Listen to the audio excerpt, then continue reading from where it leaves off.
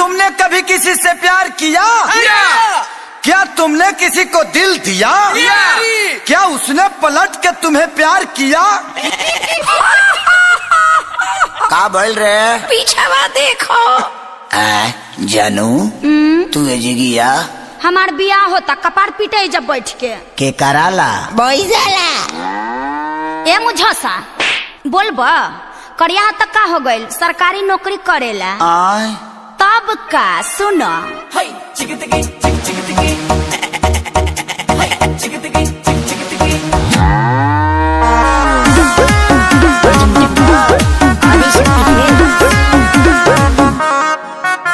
दरोगा तोहर बाबू तू रह गइल बेकार। हारे हारे हारे हम तो नाम तुमसे हारे। कोई हाली कहे कि सरकारी नौकरी ले लो दरोगा तोहर बाबू तू रह गइल बेकार। हारे हारे हारे हम तो नाम तुमसे हारे।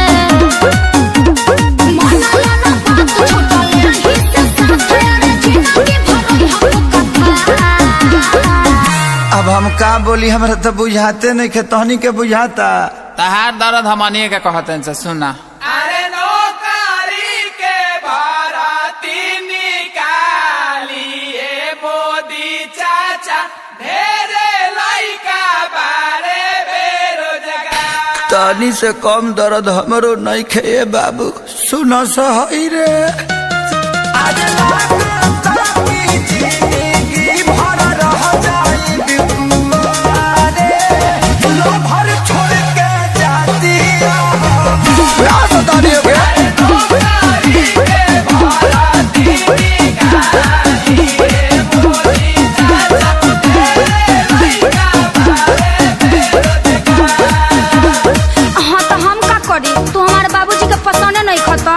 अरे तो तोरा बाबूजी के हमरा पर रहे के बा कि तोरा रहे के बा? अरे हमरे रहे के बा लेकिन बोला तू का करी।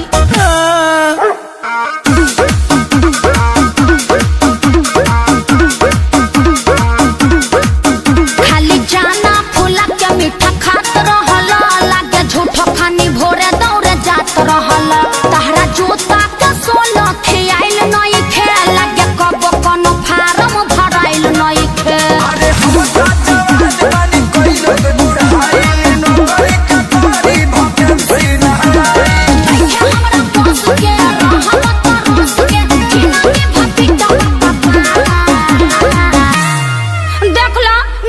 सरकारी नौकरी तो ना होई भी हम का करिए दादा।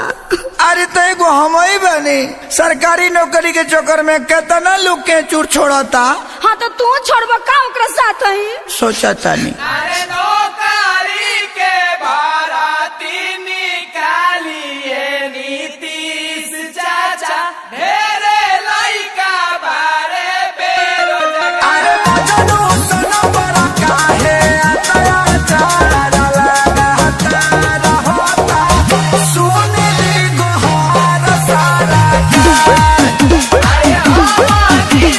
के अपन बेटी